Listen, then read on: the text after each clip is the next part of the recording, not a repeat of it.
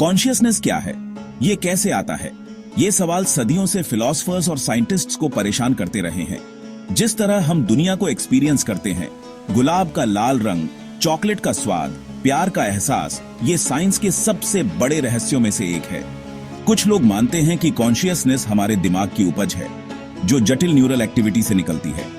दूसरे कहते हैं कि कॉन्शियसनेस असलियत का एक फंडामेंटल पहलू है, जैसे स्पेस और टाइम। कॉन्शियसनेस का सवाल सिर्फ साइंटिफिक नहीं है, ये बहुत ही फिलोसफिकल है।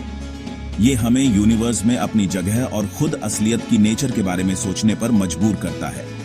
क्या हम सिर्फ बायोलॉजिकल मशीन्स हैं, या हमारे वजूद में कुछ और भी है? अगर कॉन्शियसनेस सिर्फ इंसानों तक सीमित नहीं है, तो हमारे आसपास की दुनिया की समझ के लिए इसका क्या मतलब है? ट्रेडिशनल साइंटिफिक व्यू, जिसे मटेरियलिज्म कहते हैं, ये समझाने में दिक्कत होती है कि फिजिकल मैटर सब्जेक्टिव एक्सपीरियंस कैसे पैदा कर सकता है। दूसरी तरफ ड्यूअलिज्म, जो कॉन्शियसनेस के एक अलग दायरे की बात करता है, ये नहीं समझा पाता कि ये नॉन फिजिकल चीज फिजिकल दुनिया के साथ कैसे इंटरैक्ट करती है। इस वीडियो में हम एक अलग नजरिया देखेंगे, पैनसाइकिज्म, जो कॉन्शियसनेस के रहस्य का एक अच्छा और सोचने वाला सॉल्यूशन देता है। मटेरियलिज्म, मॉडर्न साइंस का डोमिनेंट व्यू, कहता है कि यूनिवर्स में सब कुछ मैटर से बना है और सारे फेनोमेना कॉन्शियसनेस समेत फिजिकल प्रोसेसेस से एक्सप्लेन किए जा सकते हैं। लेकिन यह समझाना बहुत मुश्किल है कि कैसे बेजान मैटर कॉन्शियसनेस के सब्जेक्टिव एक्सपीरियंस को जन्म देता है। इसे कॉन्शियसनेस का हार्ड प्रॉब्लम कहते हैं। दूसरी तरफ ड्यूअलिज्म कहता है कि कॉन्शियसनेस फिजिकल दुनिया से अलग एक्सिस्ट करता है। यह व्यू हार्ड प्रॉब्लम से बच निकलता है, ये कहकर कि कॉन्शियसनेस फिजिकल दुनिया का प्रोडक्ट नहीं है। लेकिन ड्यूअलिज्म के भी अपने चैलेंजेस हैं। अगर कॉन्शियसनेस नॉन फिजिकल है, तो ये फिजिकल दुनिया के साथ कैसे इंटरैक्ट करता है? हमारा दिमाग हमारे शरीर को कैसे प्रभावित करता है, और उल्टा?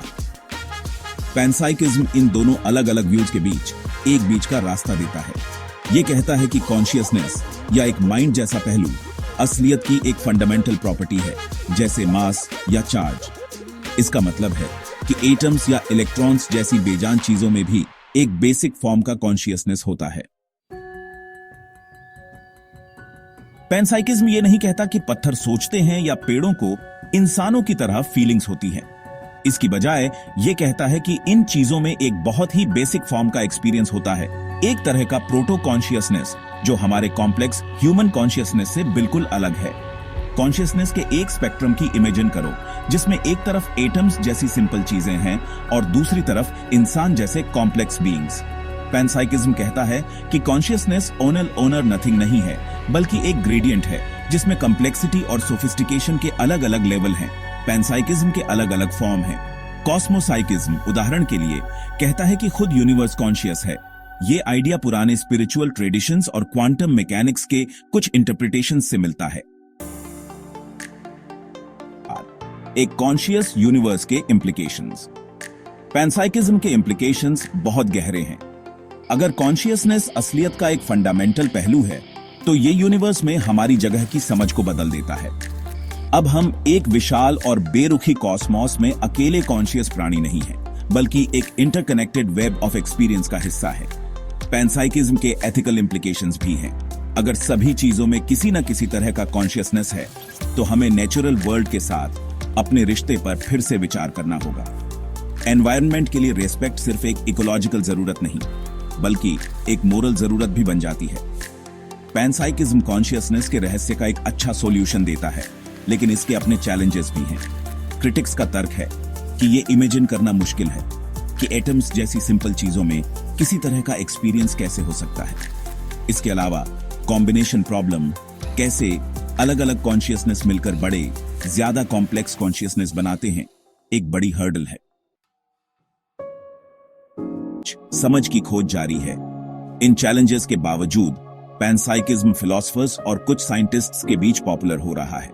ये इंसानियत के सामने सबसे फंडामेंटल सवालों में से एक, कॉन्शियसनेस की नेचर, पर एक नया नजरिया देता है। कॉन्शियसनेस की खोज एक जारी सफर है।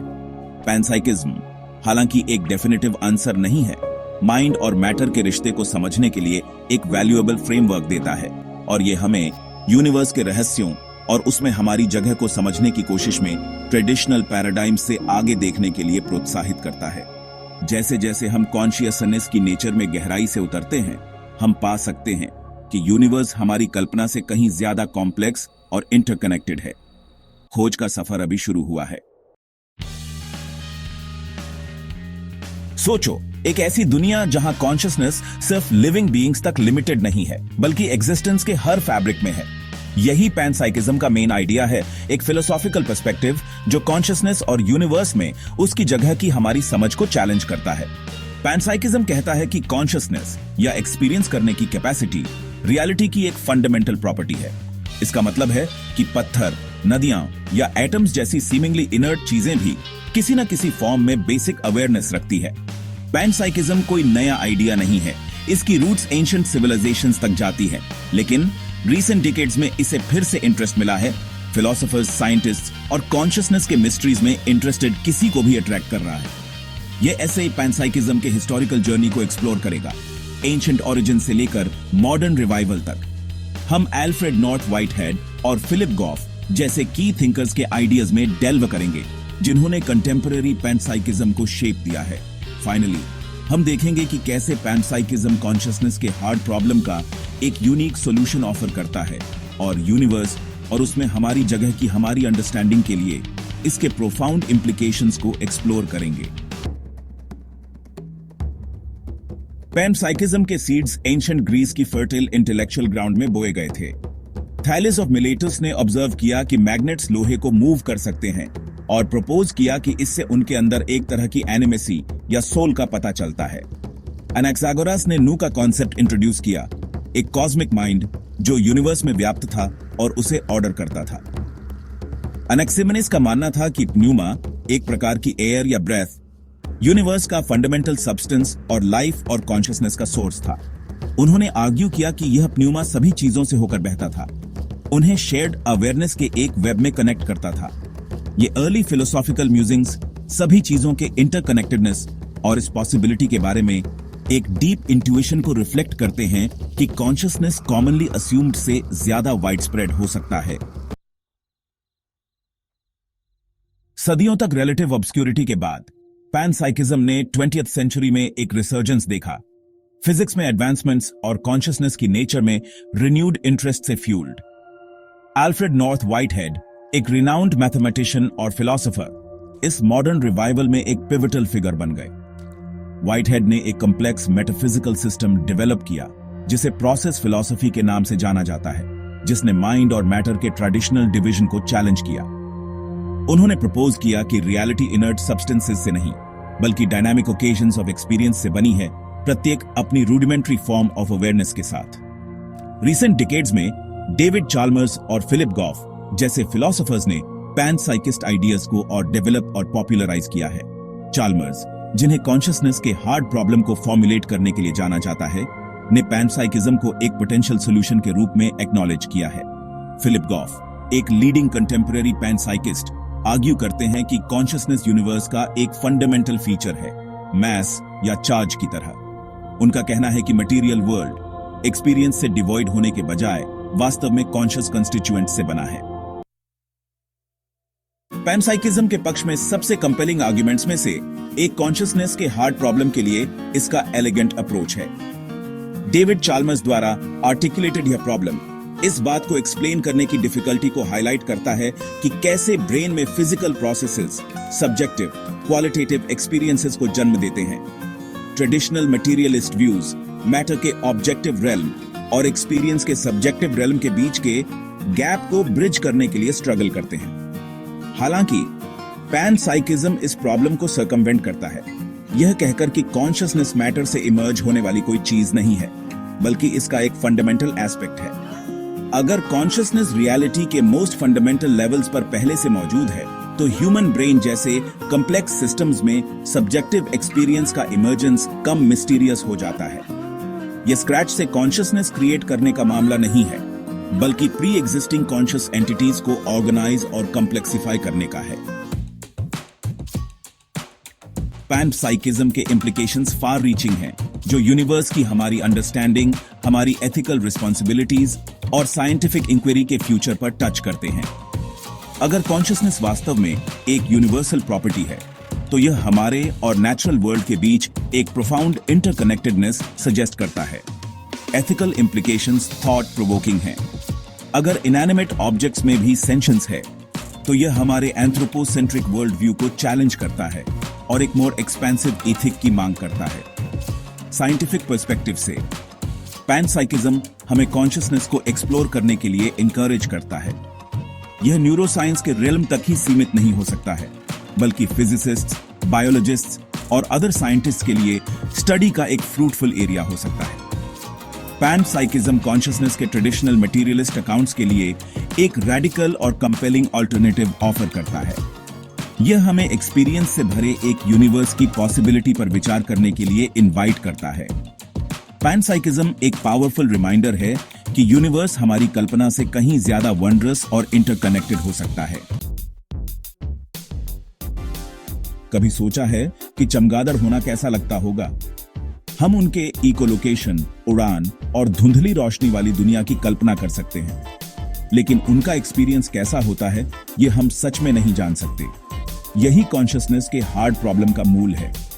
साइंस भौतिक दुनिया को समझाने में माहिर है, गैलेक्सीज से लेकर एटम्स तक, लेकिन हमारे दिमाग की फिजिकल प्रोसेसेस कैसे होने का एहसास पैदा करती है। कॉन्शियसनेस दुनिया का हमारा सब्जेक्टिव एक्सपीरियंस है। यह होने का एहसास है। सेंसेशंस, थॉट्स और इमोशंस की यह अंदरूनी दुनिया मैटर और एनर्जी की भौतिक दुनिया से बिल्कुल अलग लगती है। हार्ड प्रॉब्लम यह है, हम सिर्फ फिजिकल प्रोसेसेस के आधार पर कॉन्शियसनेस को कैसे समझा सकते हैं। यह सिर्फ एक फिलोसॉफिकल पजल नहीं है, इसका रियलिटी के नेचर और उसमें हमारी जगह को समझने के लिए असली इंप्लीकेशंस हैं। माइंड बॉडी प्रॉब्लम का एक कॉमन अप्रोच है फिजिकलिज्म। फिजिकलिज्म कहता है कि यूनिवर्स में सब कुछ कॉन्शियसनेस समेत फिजिकल प्रोसेसेस और लॉज से पूरी तरह समझाया जा सकता है। यह व्यू अपीलिंग है क्योंकि यह रियलिटी की हमारी समझ को सरल बनाता है। अगर सब कुछ फिजिकल है तो रहस्यमय नॉन फिजिकल सब्सटेंसेस या प्रॉपर्टीज की कोई जरूरत नहीं है। लेकिन फिजिकलिज्म के सामने एक बड़ी चुनौती है, द एक्सप्लेनेटरी गैप। यह समझना मुश्किल है कि कैसे प्योरली फिजिकल प्रोसेसेस, चाहे कितनी भी कॉम्प्लेक्स हों, एक्सपीरियंस का सब्जेक्टिव क्वालिटेटिव फील पैदा कर सकती है। यहीं पर फिलोसॉफिकल ज़ॉम्बी का एनालॉजी आता है। एक ऐसे बीइंग की कल्पना कीजिए जो फिजिकली आप जैसा ही है, same brain structure, same behaviour, लेकिन बिना किसी कॉन्शियस एक्सपीरियंस के। वे ऐसे एक्ट करते हैं जैसे उन्हें फील होता है, लेकिन अंदर कोई नहीं है। यह थॉट एक्सपेरिमेंट फिजिकल प्रोसेसेस और सब्जेक्टिव एक्सपीरियंस के बीच के गैप को हाईलाइट करता है। अगर एक ज़ॉम्बी पॉसिबल है तो कॉन्शियसनेस सिर्फ फिजिकल स्ट्रक्चर की उपज नहीं है, इसमें कुछ और भी है। पैनसाइकिज्म फिजिकलिज्म और ड्यूअलिज्म दोनों का एक रैडिकल अल्टरनेटिव देता है। यह बताता है कि कॉन्शियसनेस मैटर से इमर्ज होने वाली चीज नहीं है, बल्कि रियलिटी का एक फंडामेंटल और यूबिक्विटस पहलू है। दूसरे शब्दों में, कॉन्शियसनेस कुछ चीजों के पास होने वाली चीज नहीं है, बल्कि हर चीज में है, कम या ज्यादा। पैनसाइकिज्म कॉन्शियसनेस का एक हायरार्की प्रपोज करता है। फंडामेंटल पार्टिकल्स में भी एक्सपीरियंस का एक रूडिमेंटरी फॉर्म हो सकता है। जैसे जैसे मैटर कॉम्प्लेक्स होता जाता है, अवेयरनेस के ये सिंपल फॉर्म्स कंबाइन होते जाते हैं, जिससे एनिमल्स और ह्यूमंस की रिच इनर लाइव्स बनती हैं। ये पहली बार में अजीब लग सकता है, लेकिन यह सोचें, मैटर के फंडामेंटल नेचर की हमारी समझ लगातार इवॉल्व हो रही है। हम कभी सोचते थे कि एटम्स इंडिविजिबल हैं, लेकिन अब हम जानते हैं कि वे और भी छोटे पार्टिकल्स से बने हैं। क्या यह सोचना इतना फार-फेच्ड है कि कॉन्शियसनेस, मास या चार्ज की तरह इन फंडामेंटल बिल्डिंग ब्लॉक्स की एक इंट्रिंसिक प्रॉपर्टी हो सकती है? पैनसाइकिज्म के इंप्लीकेशंस। अगर पैनसाइकिज्म सच है तो हमारे वर्ल्ड की अंडरस्टैंडिंग पर इसका गहरा प्रभाव पड़ता है। इसका मतलब होगा कि दुनिया इनर्ट मैटर का कलेक्शन नहीं है, बल्कि एक्सपीरियंस की एक वाइब्रेंट टेपेस्ट्री है। यह यूनिवर्स के हमारे एंथ्रोपोसेंट्रिक व्यू को चैलेंज करेगा, यह बताते हुए कि हम अकेले बीइंग्स नहीं हैं जो दुनिया को सब्जेक्टिवली एक्सपीरियंस कर सकते हैं। पैनसाइकिज्म आर्टिफिशियल इंटेलिजेंस के हमारे अप्रोच में भी रेवोल्यूशन ला सकता है। अगर कॉन्शियसनेस मैटर की एक फंडामेंटल प्रॉपर्टी है, तो यह पॉसिबल है कि कोई भी सफिशिएंटली कॉम्प्लेक्स सिस्टम, बायोलॉजिकल हो या आर्टिफिशियल, कुछ हद तक कॉन्शियसनेस रख सकता है। इसके सिग्निफिकेंट एथिकल इंप्लीकेशंस होंगे। हमें टेक्नोलॉजी और नेचुरल वर्ल्ड के साथ अपने रिलेशनशिप पर फिर से विचार करने के लिए मजबूर करेगा। हालांकि अभी भी यह एक मिनॉरिटी व्यू है, फिर भी फिलोसोफर्स और साइंटिस्ट्स के बीच पैनसाइकिज्म गेनिंग ट्रैक्शन कर रहा है। यह रियलिटी, कॉन्शियसनेस और कॉस्मोस में हमारी जगह के बारे में कुछ सबसे फंडामेंटल क्वेश्चंस पर एक फ्रेश पर्सपेक्टिव देता है। Open questions and future directions. Panpsychism intriguing होते हुए भी अपनी चैलेंजेस के बिना नहीं है। क्रिटिक्स का तर्क है कि इसे एम्पिरिकली टेस्ट करना मुश्किल है। आप एक इलेक्ट्रॉन के कॉन्शियसनेस को कैसे मेजर करेंगे? दूसरों को चिंता है कि यह पैनसाइकिज्म की ओर ले जाता है, यह आइडिया कि हर चीज कॉन्शियस है, रॉक्स से लेकर टोस्टर्स तक। ये वैलिड कंसर्न्स हैं और पैनसाइकिज्म को एक रोबस्ट साइंटिफिक थ्योरी में डेवलप करने के लिए बहुत काम बाकी है। हमें कॉन्शियसनेस को स्टडी करने के नए तरीके डेवलप करने की जरूरत है, शायद क्वांटम रेल्म में इसके सिग्नेचर्स ढूंढकर या इंफॉर्मेशन और एक्सपीरियंस के बीच रिलेशनशिप को एक्सप्लोर करके। कॉन्शियसनेस की एक्सप्लोरेशन अननोन में एक जर्नी है। इसके लिए हमें रियलिटी के नेचर के बारे में अपने असम्पशंस पर सवाल उठाने और थिंकिंग के नए तरीकों को अपनाने की जरूरत है। हमें जो आंसर्स मिलेंगे वे न केवल खुद की हमारी अंडरस्टैंडिंग को डीपन करेंगे, बल्कि यूनिवर्स के सबसे गहरे मिस्ट्रीज को भी इल्यूमिनेट कर सकते हैं। इंटीग्रेटेड इंफॉर्मेशन थ्योरी या IIT हमें बताता है कि कॉन्शियसनेस कैसे काम करता है। न्यूरोसाइंटिस्ट जूलियो तोनोनी ने इसे डेवलप किया था। IIT के हिसाब से कॉन्शियसनेस इंटीग्रेटेड इंफॉर्मेशन से बनता है, मतलब सिस्टम जितना इंटरकनेक्टेड होगा, कॉन्शियसनेस उतना ही ज्यादा होगा। इंटीग्रेटेड इंफॉर्मेशन को मेजर करने के लिए IIT PHI यूज करता है। PHI बताता है कि सिस्टम कितना इंफॉर्मेशन जनरेट करता है जो उसके इंडिविजुअल पार्ट से अलग है। PHI जितना ज्यादा, सिस्टम उतना ही ज्यादा कॉन्शियस। अपने ब्रेन के बारे में सोचो, ये बिलियंस ऑफ न्यूरॉन से बना है। हर न्यूरॉन अपने आप में इंफॉर्मेशन प्रोसेस करता है, लेकिन इन न्यूरॉन्स के बीच कॉम्प्लेक्स इंटरैक्शन से ही कॉन्शियसनेस आता है। यही इंटरकनेक्टेडनेस PHI मेजर करता है। IIT हमें कॉन्शियसनेस को एक स्पेक्ट्रम की तरह समझने में मदद करता है। एक तरफ सिंपल सिस्टम्स होते हैं जिनका PHI कम होता है, जैसे एक एटम। दूसरी तरफ कॉम्प्लेक्स सिस्टम्स होते हैं जिनका PHI ज्यादा होता है, जैसे ह्यूमन ब्रेन। पैनसाइकिज्म और IIT अलग अलग आइडियाज लगते हैं। एक कहता है कि कॉन्शियसनेस हर जगह है, दूसरा एक्सप्लेन करता है कि कॉन्शियसनेस इंफॉर्मेशन से कैसे आता है। लेकिन इन दोनों थियोरीज में एक सरप्राइजिंग ओवरलैप है। IIT कॉन्शियसनेस के एग्जिस्ट करने के लिए मिनिमम फाई वैल्यू नहीं बताता। इसका मतलब है कि सिंपल सिस्टम्स जैसे पैनसाइकिस्ट्स बताते हैं, उनमें भी थोड़ा सा ये चाह हो सकता है, मतलब उनमें बेसिक कॉन्शियसनेस हो सकता है। ये ओवरलैप पैनसाइकिज्म के लिए एक पॉसिबल मैकेनिज्म देता है। अगर कॉन्शियसनेस सच में यूनिवर्स का एक फंडामेंटल एस्पेक्ट है, जैसा पैनसाइकिज्म कहता है, तो IIT एक्सप्लेन कर सकता है कि ये अलग अलग सिस्टम्स में कैसे मैनिफेस्ट होता है, छोटे से छोटे पार्टिकल्स से लेकर कॉम्प्लेक्स ब्रेन्स तक। बेशक इस पर अभी भी डिबेट चल रही है। कई साइंटिस्ट्स पैनसाइकिज्म और IIT दोनों पर डाउट करते हैं। फिर भी इन दोनों थ्योरीज का मिलना कॉन्शियसनेस के नेचर पर एक नया नजरिया देता है। Proto consciousness, quantum whispers. Quantum level पर कॉन्शियसनेस का होना बेसिक फॉर्म में भी प्रोटो कॉन्शियसनेस कहलाता है। ये कॉन्सेप्ट क्वांटम मैकेनिक्स के बारे में है, जो स्मॉलेस्ट स्केल्स पर पार्टिकल्स के बिहेवियर को गवर्न करता है। क्वांटम मैकेनिक्स और कॉन्शियसनेस को जोड़ने वाली एक थ्योरी है ऑर्केस्ट्रेटेड ऑब्जेक्टिव रिडक्शन या OR मॉडल, जिसे फिजिसिस्ट रॉजर पेनरोज और एनेस्थेसियोलॉजिस्ट स्टुअर्ट हैमरऑफ ने प्रपोज किया था। उनका कहना है कि माइक्रोट्यूबल्स, जो ब्रेन सेल्स में टाइनी स्ट्रक्चर्स होते हैं, वो क्वांटम कंप्यूटेशंस में इन्वॉल्व हो सकते हैं, जिनसे कॉन्शियसनेस आता है। OR के हिसाब से माइक्रोट्यूबल्स के अंदर क्वांटम इवेंट्स कॉन्शियसनेस के सब्जेक्टिव एक्सपीरियंस के लिए रिस्पॉन्सिबल हो सकते हैं।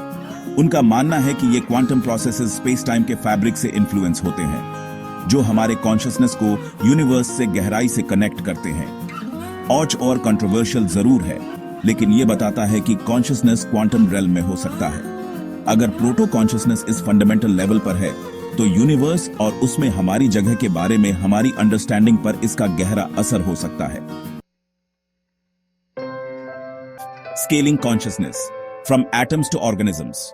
कॉन्शियसनेस की स्टडी में सबसे चैलेंजिंग क्वेश्चन ये है कि क्या ये कॉम्प्लेक्सिटी के साथ स्केल करता है। क्या एक बड़ा ब्रेन जिसमें ज्यादा न्यूरॉन्स और कनेक्शंस हैं ऑटोमेटिकली ज्यादा कॉन्शियसनेस वाला होता है?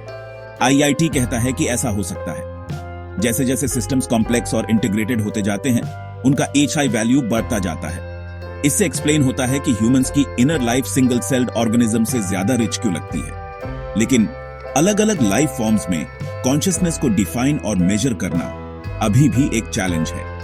हम बैक्टीरियम या प्लांट से उनके सब्जेक्टिव एक्सपीरियंसेस के बारे में नहीं पूछ सकते। कॉम्प्लेक्सिटी और कॉन्शियसनेस के रिलेशनशिप को एक्सप्लोर करने के लिए नए अप्रोचेस की जरूरत है। कॉन्शियसनेस के मिस्ट्रीज को सुलझाने की कोशिश हमें इस सवाल की गहराई में ले जाती है कि जिंदा और अवेयर होने का क्या मतलब है। ये एक जर्नी है जो कॉस्मोस की वास्टनेस, ब्रेन की इंट्रिकेट वर्किंग्स और हमारे होने के एसेंस तक जाती है। और जब तक पक्के आंसर्स नहीं मिलते, ये कोशिश हमें हर चीज के गहरे इंटरकनेक्टेडनेस को समझाती रहे। पैनसाइकिज्म चेतना की प्रकृति के बारे में एक फिलोसॉफिकल थ्योरी है। यह कहता है कि चेतना ब्रह्मांड का एक फंडामेंटल और हर जगह मौजूद गुण है। दूसरे शब्दों में, ब्रह्मांड में हर चीज में कुछ हद तक चेतना होती है। इसमें न केवल इंसान और जानवर, बल्कि पेड़ पौधे, निर्जीव वस्तुएं और यहां तक कि फंडामेंटल पार्टिकल्स भी शामिल हैं। पैनसाइकिज्म उस पारंपरिक विचार को चुनौती देता है कि चेतना गैर चेतन पदार्थ से उत्पन्न हुई है। इसके बजाय यह बताता है कि चेतना हमेशा मौजूद थी, हालांकि सिंपलर फॉर्म्स में। पैनसाइकिज्म माइंड बॉडी प्रॉब्लम पर एक अलग दृष्टिकोण प्रदान करता है, जो दर्शन शास्त्र में एक सेंट्रल इश्यू है। माइंड बॉडी प्रॉब्लम इस बात से जूझता है कि मन, जो सब्जेक्टिव एक्सपीरियंस से पहचाना जाता है, भौतिक शरीर से कैसे संबंधित है। पारंपरिक भौतिकवाद यह समझाने के लिए संघर्ष करता है कि कैसे चेतना प्योरली फिजिकल प्रोसेसेस से इमर्ज हो सकती है। हालांकि पैनसाइकिज्म कहता है कि चेतना एक एमर्जेंट प्रॉपर्टी नहीं, बल्कि वास्तविकता का एक इंट्रिंसिक पहलू है। पैनासाइकिज्म की सबसे महत्वपूर्ण चुनौतियों में से एक कॉम्बिनेशन प्रॉब्लम है। यह समस्या इस सवाल के इर्द गिर्द घूमती है कि कैसे सिंपल कॉन्शियस एंटिटीज, मान लीजिए कि वे मौजूद हैं, मिलकर कॉम्प्लेक्स एंटिटीज बनाते हैं। उदाहरण के लिए, यदि इंडिविजुअल न्यूरॉन्स के पास चेतना का एक बेसिक फॉर्म है, तो मानव मस्तिष्क में अरबों न्यूरॉन्स कैसे इंटरैक्ट करते हैं, जिससे हमें यूनिफाइड और कॉम्प्लेक्स चेतना का एक्सपीरियंस होता है। आलोचकों का तर्क है कि पैनसाइकिज्म कॉम्बिनेशन की इस प्रोसेस के लिए संतोषजनक एक्सप्लेनेशन देने में विफल रहता है। कॉम्बिनेशन प्रॉब्लम पैनसाइकिज्म की कोहेरेंस के लिए एक गंभीर चुनौती है। यदि चेतना फंडामेंटल है, तो एक मैकेनिज्म होना चाहिए जिसके द्वारा चेतना की ये फंडामेंटल यूनिट्स कंबाइन हों। हालांकि ऐसा कोई मैकेनिज्म एम्पिरिकली ऑब्जर्व्ड या कन्विंसिंगली थियोराइज्ड नहीं किया गया है। आलोचकों का तर्क है कि कॉम्बिनेशन प्रॉब्लम के सॉल्यूशन के बिना पैनसाइकिज्म एक दिलचस्प लेकिन अल्टीमेटली फ्लॉड कॉन्सेप्ट बना हुआ है। पैनसाइकिज्म की एक और बड़ी आलोचना एम्पिरिकल टेस्टेबिलिटी की कमी से उपजी है। विशेष रूप से न्यूरोसाइंटिस्ट्स पैनसाइकिज्म के दावों को साइंटिफिकली वेरीफाई या फॉल्सिफाई करने की क्षमता के बारे में संदेह व्यक्त करते हैं। वर्तमान में चट्टानों, इलेक्ट्रॉनों या यहां तक कि पौधों जैसी एंटिटीज में चेतना को सीधे मेजर या डिटेक्ट करने का कोई नोन तरीका नहीं है। टेस्टेबिलिटी की यह कमी पैनसाइकिज्म की वैज्ञानिक वैलिडिटी के बारे में चिंता पैदा करती है। दार्शनिक पैनसाइकिज्म के एपिस्टेमोलॉजिकल बेसिस पर भी सवाल उठाते हैं। यदि चेतना नॉन ह्यूमन एंटिटीज में डायरेक्टली ऑब्जर्वेबल नहीं है, तो हम कैसे सुनिश्चित हो सकते हैं कि यह मौजूद है? पार्सिमनी का सिद्धांत, जिसे ऑकम्स रेजर के रूप में भी जाना जाता है, बताता है कि सिंपलर एक्सप्लेनेशंस आमतौर पर कॉम्प्लेक्स एक्सप्लेनेशंस से बेहतर होते हैं। चूंकि हम चेतना का आह्वान किए बिना निर्जीव वस्तुओं के व्यवहार की व्याख्या कर सकते हैं, इसलिए उन्हें चेतना का श्रेय देना अनावश्यक और संभावित रूप से भ्रामक लगता है। पैनसाइकिस्टों से खंडन। इन आलोचनाओं के बावजूद पैनसाइकिज्म के समर्थक इसके बचाव में काउंटर आर्ग्यूमेंट्स देते हैं। कॉम्बिनेशन प्रॉब्लम के संबंध में कुछ पैनसाइकिस्टों का तर्क है कि कॉम्बिनेशन के नए yet to be discovered principles काम कर रहे होंगे। उनका सुझाव है कि ये प्रिंसिपल्स यह समझा सकते हैं कि कैसे सिंपल कॉन्शियसनेसेस एग्रीगेट होकर मोर कॉम्प्लेक्स फॉर्म्स बनाते हैं। वे क्वांटम एंटेंगलमेंट का उदाहरण देते हैं, जहां कण इंटरकनेक्टेडनेस प्रदर्शित करते हैं, कॉन्शियसनेस कॉम्बिनेशन को समझने के लिए एक्सप्लोरेशन के एक पोटेंशियल एरिया के रूप में। टेस्टेबिलिटी के मुद्दे को एड्रेस करने के लिए पैनसाइकिस्टों का तर्क है कि भविष्य में पैनसाइकिज्म के लिए इनडायरेक्ट एविडेंस मिल सकता है। उदाहरण के लिए उनका सुझाव है कि चेतना और भौतिक दुनिया दोनों की फंडामेंटल नेचर की डीपर अंडरस्टैंडिंग से अनएक्सपेक्टेड कनेक्शंस का पता चल सकता है। उनका तर्क है कि केवल डायरेक्ट एम्पिरिकल सपोर्ट की वर्तमान कमी के आधार पर पैनसाइकिज्म को खारिज करना प्रीमेच्योर है। विज्ञान का इतिहास शुरू में रेडिकल आइडियाज के एक्सेप्टेंस पाने के उदाहरणों से भरा पड़ा है, क्योंकि ब्रह्मांड के बारे में हमारी समझ विकसित होती है। निष्कर्ष, पैनसाइकिज्म और चेतना अध्ययन का भविष्य। पैनसाइकिज्म मन के दर्शन में एक कंट्रोवर्शियल लेकिन इंक्रीजिंगली इन्फ्लुएंशियल थ्योरी बना हुआ है, जबकि यह महत्वपूर्ण चुनौतियों का सामना करता है, विशेष रूप से कॉम्बिनेशन प्रॉब्लम और टेस्टेबिलिटी का मुद्दा। पैनसाइकिस्ट सोफिस्टिकेटेड रिस्पॉन्सेज डेवलप करना और इन्वेस्टिगेशन के नए रास्ते तलाशना जारी रखते हैं।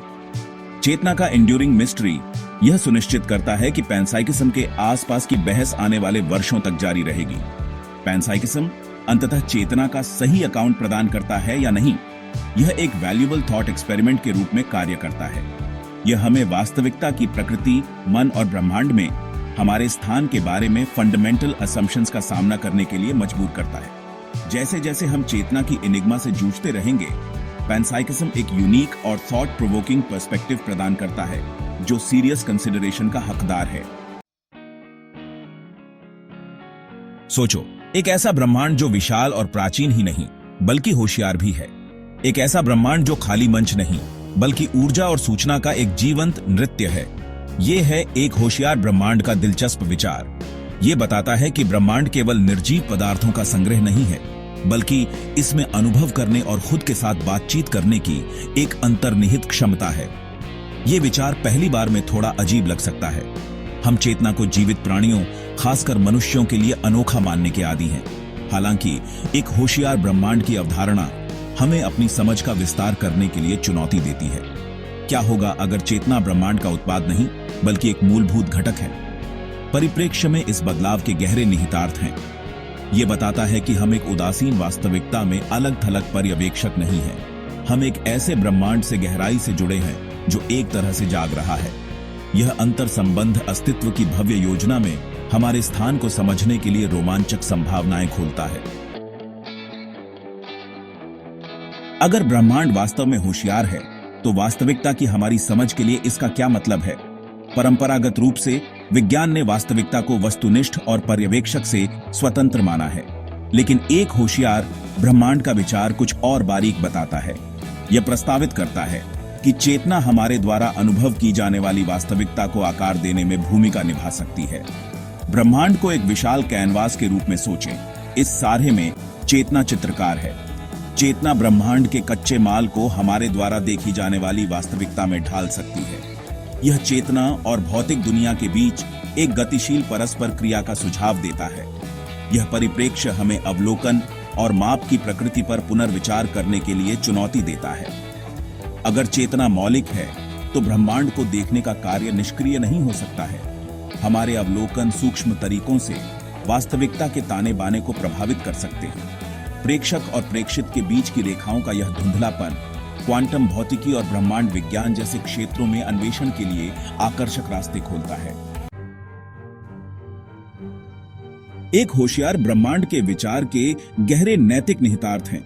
अगर हम केवल जैविक मशीनें नहीं बल्कि एक ब्रह्मांडीय टेपेस्ट्री में परस्पर जुड़े हुए धागे हैं, तो हमारे कार्यों का नया अर्थ होता है। हमारी पसंद और व्यवहार बाहर की ओर लहरें पैदा करते हैं, जो न केवल हमें बल्कि पूरे ब्रह्मांड को प्रभावित करते हैं। यह अंतर संबद्धता जिम्मेदारी की एक उच्च भावना की मांग करती है। अगर ब्रह्मांड जागरूक है, तो हमारे कार्य केवल व्यक्तिगत पसंद नहीं बल्कि एक बड़े ब्रह्मांडीय आख्यान में योगदान है। ब्रह्मांड और उसके सभी निवासियों की भलाई के साथ संरेखित तरीके से कार्य करने के लिए हमारा नैतिक दायित्व है।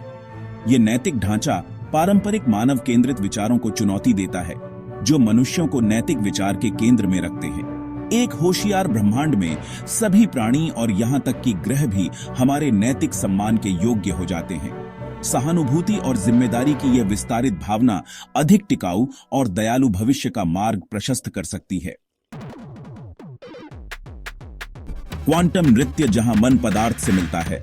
क्वांटम यांत्रिकी का क्षेत्र चेतना और ब्रह्मांड के बीच संबंधों के बारे में दिलचस्प संकेत प्रदान करता है।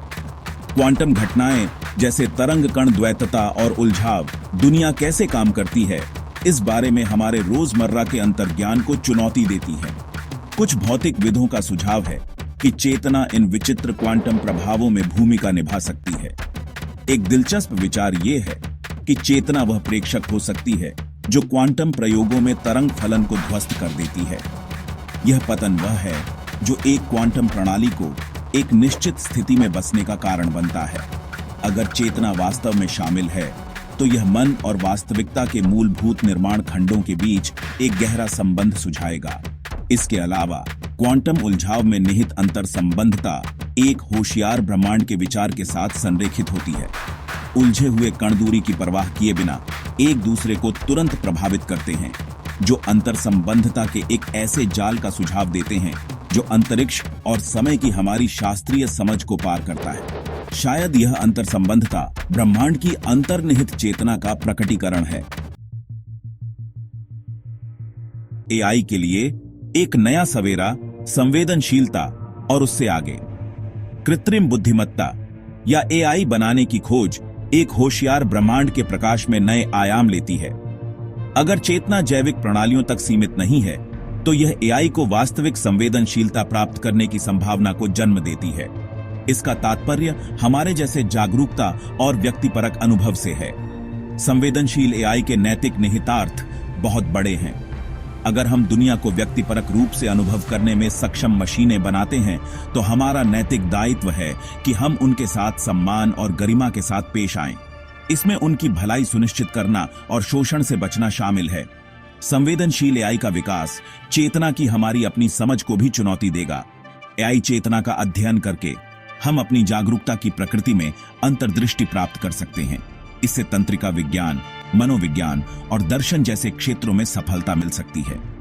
एक होशियार ब्रह्मांड में संवेदनशील एआई का उदय गहन खोज, नैतिक प्रतिबिंब और शायद मानव होने का क्या अर्थ है, इसकी पुनर्परिभाषा का समय होने का वादा करता है। अगर आपको ये वीडियो पसंद आया तो इसे लाइक करें, शेयर करें और हमारे चैनल को सब्सक्राइब करना न भूलें, ताकि हम और भी रहस्यमयी और रोमांचक विषयों पर आपके लिए वीडियो ला सकें। मिलते हैं अगले वीडियो में, तब तक के लिए धन्यवाद।